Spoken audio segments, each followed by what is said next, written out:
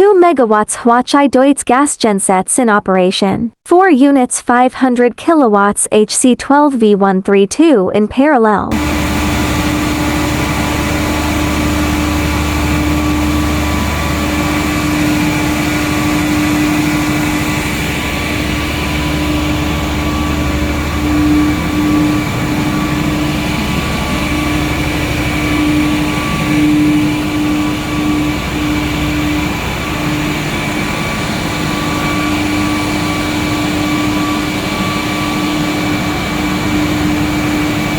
The Huachai Deutz 2000 kilowatts containerized gas genset is powered by 4 560 kilowatts Huachai Deutz gas engines.